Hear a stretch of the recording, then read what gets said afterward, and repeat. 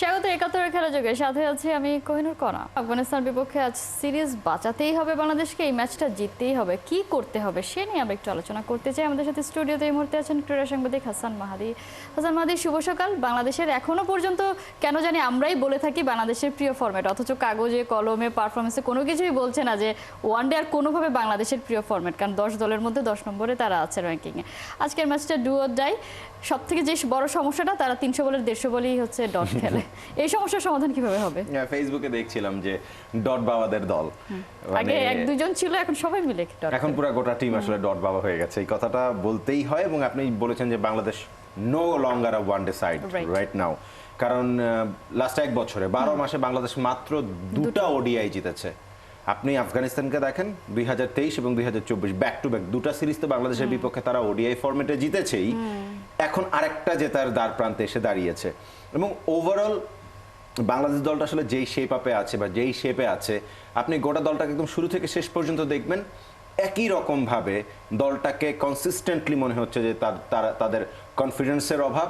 তারা যখন মাঠে নামে তাদের দেখে মনে হয় না যে তারা ম্যাচ জেতার মতো পরিস্থিতিতে আছে, বা যখন ক্রুশিয়াল মোমেন্ট আসে বা যখন টাফ কন্ডিশন আসে, সেই টাফ কন্ডিশনগুলোকে ঠিক মতো ওভারকাম করে পরের ধাপে বা নেক্সট লেভেলে যাওয়ার যে কাজটা বা একটা ম্যাচ জেতার জন্য যতখানি বোর্ডের রান বা যে ধরনের বোলিং বা যে ধরনের গেম প্ল্যান থাকা দরকার, তার কোনো কিছুই পাওয়া যায় না। অ্যাবসুলুট একটা ক্লুলেস টিম মনে হয় বাংলাদেশকে। মানে সেটা কিসের জন্য, কেন এমন হয়ে গেল? নাকি আমরা যে তাদেরকে শক্তিশালী দল বানিয়েছিলাম ওয়ানডেতে, সেটাই আসলে একটা ভুল ছিল? তারা আসলে সেভাবে ছিল না। আমরা একসময় দেখেছি ওডিআই সুপার লিগে তারা টপ 3 টিম ছিল, টপ 3 এর মধ্যেই তারা ঘোরাফেরা করতো।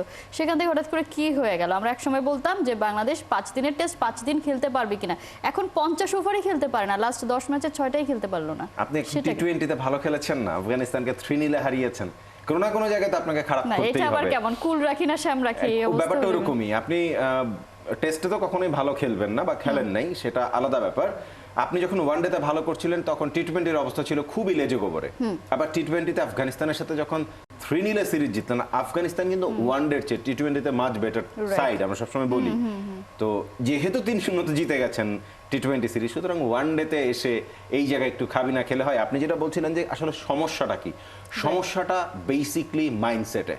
যে আমরা যখন মাঠে নেমে বলেছিলাম না, অ্যাবসলিউটলি ক্লুলেস। আপনি খেলছেন কোন জায়গায়? আপনার মানে এত বড় বড় দেশি বিদেশি কোচিং স্টাফরা বসে থাকে, গেম প্ল্যান করে। আপনি আবুধাবির উইকেটটাকে রিড করতে পারেন না, আপনি বুঝবেনই না কোন উইকেটে আপনার কোন ধরনের ক্রিকেটারকে খেলাতে হবে। যেখানে আফগানিস্তান ইনক্লুড আপনার মোহাম্মদ নবী 4 জন স্পিনার খেলায়, সেখানে আপনি রিশাদকে বাইরে বসিয়ে রাখেন। বাইরে বসিয়ে রেখে আপনি কাকে খেলান?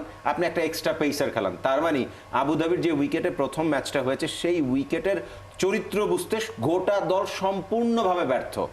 যখন আপনি দেখেছেন যে আপনার এই উইকেট আসলে স্পিন ফ্রেন্ডলি, তখন 6 ওভারের মধ্যে আপনাকে স্পিনার আনতে হয়েছে, যখন আপনি স্পিনারই কম নিয়েছেন দলে। তার মানে কি এই উইকেট সম্বন্ধে আপনার বিশেষ কোনো আইডিয়া নাই, বা গোটা দল মিলে একটা উইকেট রিড করতে একদমই ভুল করে গেছে। আবুধাবির উইকেট আমরা যখন আপনার এশিয়া কাপ হয়েছে তখনও দেখেছি, দুবাইয়ের উইকেট, আবুধাবির উইকেট, কিংবা সংযুক্ত আরব আমিরাতের শারজা যেই আরেকটা মাঠ, আরেকটা গ্রাউন্ডের উইকেট, এই সব গ্রাউন্ডের উইকেটগুলাই বেসিক্যালি একটু স্লো অ্যান্ড স্লাগিশ। আমরা এশিয়া কাপে দেখেছি তো। সেই জায়গা থেকে আবুধাবির উইকেট অন্য দুই ভেন্যুর তুলনায় কিছুটা ব্যাটিং ফ্রেন্ডলি, এখানে পার স্কোর 270-275 এর মতন হয়। আপনি সেই জায়গায় গিয়ে যখন একটা উইকেট তৈরি করা হয়েছে এশিয়া কাপের জন্য, তো আপনাকে ওরকম একদম বেটার উইকেট দেয়া হবে না। আফগানিস্তান কিছুটা, যেহেতু আফগানিস্তান সংযুক্ত আরব আমিরাতকে তাদের হোম ভেন্যু হিসেবে ইউজ করে, সো তারা তো তাদের স্ট্রেংথ অনুযায়ী মোটামুটি ভাবে উইকেটের একটা চাহিদা দিতেই পারে, এবং সেটাই দেওয়া হয়েছে। এটা ওদের হোম সিরিজ। তো বাংলাদেশ কি করেছে একদমই বুঝতে পারে নাই। এতটুকু বোঝার যদি সামর্থ্য না থাকে, তাহলে বাংলাদেশের ড্রেসিং রুমে এত বড় বড় নাম, এত বড় বড় মানে বিগ নেম দিয়ে আসলে কি হয়? সেটা দিয়ে যেটা হয় সেটা হচ্ছে গোল্লা। আমরা একটা মিডল অর্ডার ছাড়া খেলছি। আমরা যদি ব্যাটিংয়ে মিডল অর্ডার দেখি, সেখানে আসলে নেই অ্যাকচুয়ালি। বোলিংয়ের ক্ষেত্রে যদি দেখি, আমরা মিডল ওভারে কোনো উইকেট তুলতে পারি না, সেখানে প্রতিপক্ষকে অনেক বেশি রানও দিয়ে দিই। এই সমস্যারও তো সমাধান হচ্ছে না। এটা যদি আজকের সমস্যা সেটাও না, শ্রীলঙ্কার বিপক্ষে যে অ্যাওয়ে সিরিজ খেলেছে তখন থেকেই আমরা দেখছি। মানে এই সমস্যাটা কি তাহলে ম্যানেজমেন্টের চোখেই পড়ছে না? আপনি মিডল অর্ডারের কথা কেন বলছেন? টপ অর্ডারে কি আছে? ভালো প্রশ্ন করেছেন। নাইম শেখ তো চলে গেছেন, উনি কি আবার ওপেনিংয়ে ফিরবেন নাকি? মানে উনি ওপেনিংয়ে ফিরবেন যদি ধরেন তানজিদ তামিম এবং সাইফ হাসানকে দিয়ে আপনি ওপেন করিয়েছেন, সাইফ গোটা মানে গুড স্টার্ট বাট ক্যারি করতে পারে নাই।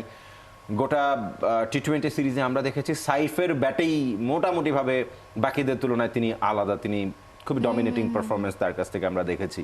সাইফকে এরকম মানে মোমেন্টামে থাকা একটা ব্যাটারকে ডেফিনেটলি আপনি তো রিপ্লেস করতে পারেন না। তানজিদ তামিম একটা টি-20 ইনিংস ভালো খেলেছেন, আপনাকে এই ব্যাটারটাকে সুযোগ দিতে হবে অন্তত পক্ষে। আপনি এই অল্প বয়সের মধ্যে তাকে বড় 3টা আইসিসি টুর্নামেন্ট খেলিয়ে ফেলেছেন, ইনক্লুড ওয়ার্ল্ড কাপ, তো তাকে আপনি সময় দিবেন না?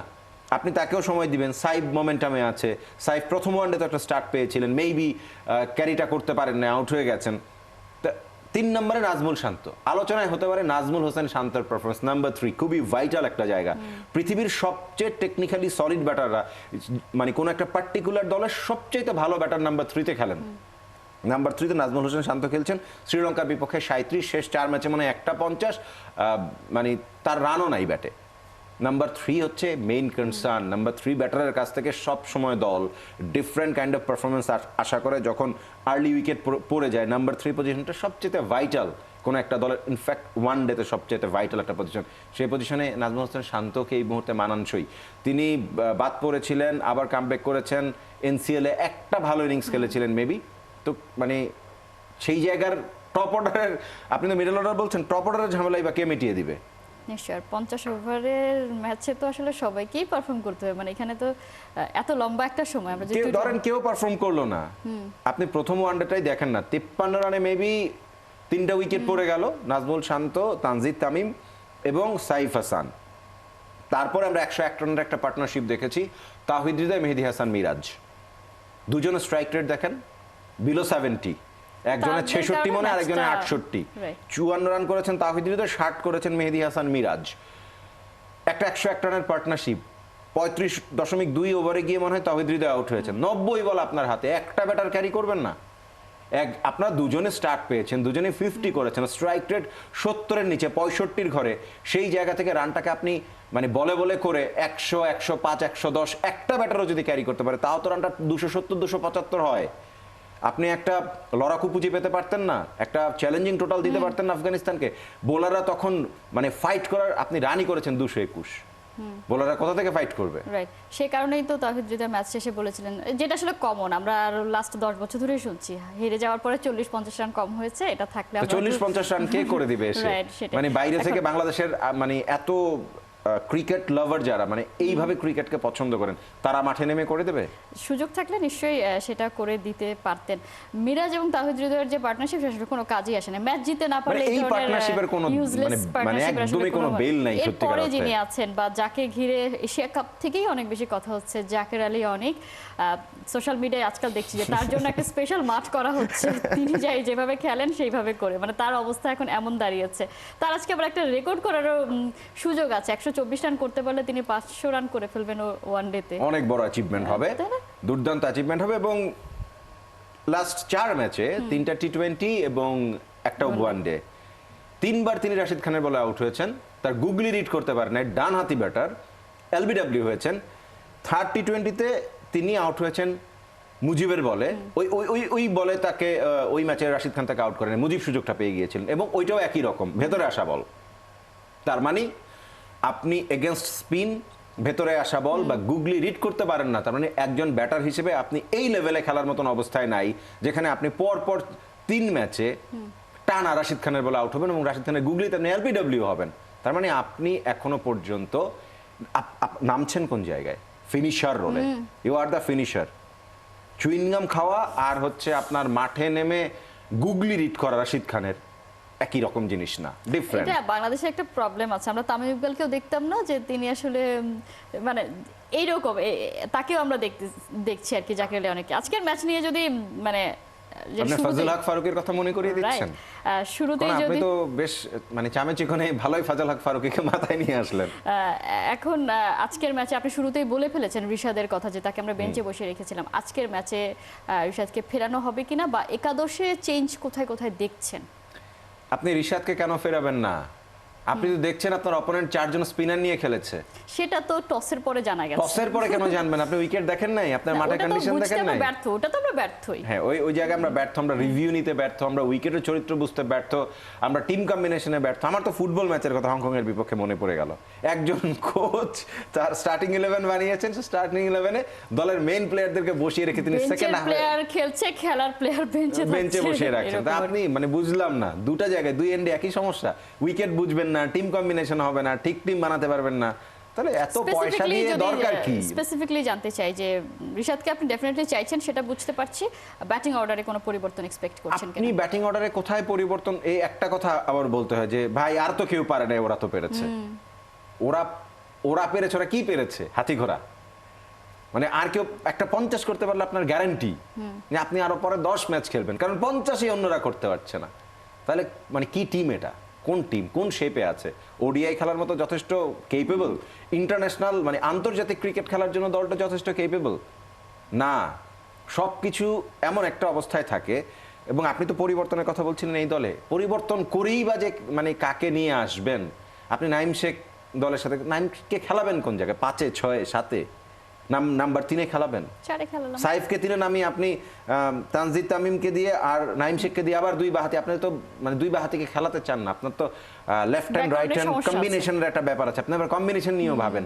তাহলে কোনটা করবেন? আগে নিশ্চিত হন আপনি কোনটা করতে চান। আপনি আগে একটা একদম ফিক্সড প্ল্যানে যান যে এই প্ল্যান অনুযায়ী আমি খেলতে চাই, এই ম্যাচটা এরকম, এই ম্যাচের উইকেট এরকম, এই জন্য আমার একাদশ এমন হবে, অথবা আমার এই উইকেটকে ঠিক মতন এক্সপ্লয়েট করার, উইকেটকে ইউজ করার মতন আমার কাছে সেই ফোর্স নাই, সুতরাং আমি আমার স্ট্রেংথে যাবো। আপনার পেস বোলিংও তো স্ট্রেংথওয়ালা না। মানে ওয়ানডের জন্য আসলে আপনি যা শুনছি যে আমরা আসলে একেবারেই এখন যেটা মনে হচ্ছে ওয়ানডেতে মানে 50 ওভারের জন্য উইকেট নেওয়া এবং একই সাথে 50 ওভার ব্যাটিং করা, দুটাই আমাদের জন্য আসলে খুব টাফ জব। তারপরেও আজকে সিরিজটা তো বাঁচাতে হবে, কারণ টানা 3 সিরিজ হারা যাবে না আফগানিস্তানের বিপক্ষে, এইটুকু তো এখন আপনি বলছেন হারা যাবে না, দেখা যাক, আপনি বলছেন হারা যাবে না। কারণ আমরা যদি উদার হয়ে হেরে যাই, আমরা যদি উইকেট বুঝতে গিয়ে ভুল করে ফেলি, আমরা যদি একাদশ নির্বাচনে ভুল করে ফেলি, তাহলে আপনি যতই এই আলোচনার টেবিলে বসে আমরা আলোচনা করি আর দিন শেষে এই আলোচনা আসলে কোনো ফায়দাই হয় না মাহাদি। আমরা যতই কথাই বলি, দিন শেষে আমাদেরকে হারের হতাশা নিয়েই, সেটা যে ফুটবল ক্রিকেট সব জায়গায় একই সিনারিও। তারপরে প্রত্যাশা করতে তো আসলে বাধা নেই, পয়সা লাগে না। আমি টক শোতে এসেছি, যাওয়ার সময় আপনি আমাকে একটা খাম দিয়ে দিতে পারবেন, আমি পয়সা নিয়ে বাসায় যেতে পারবো। এই সকালবেলা এসে খুশি, আমিও খুশি হাসান মাহাদি, কিন্তু খুশি হতাম যদি বাংলাদেশ দল আসলে জিততো। একেবারেই শেষ, অসংখ্য ধন্যবাদ। দর্শক, আমরা এতক্ষণ কথা বলছিলাম বাংলাদেশ আফগানিস্তান ওডিআই সিরিজ নিয়ে। আমাদের সাথে এই আলোচনায় এতক্ষণ ছিলেন ক্রীড়া সাংবাদিক হাসান মাহাদি।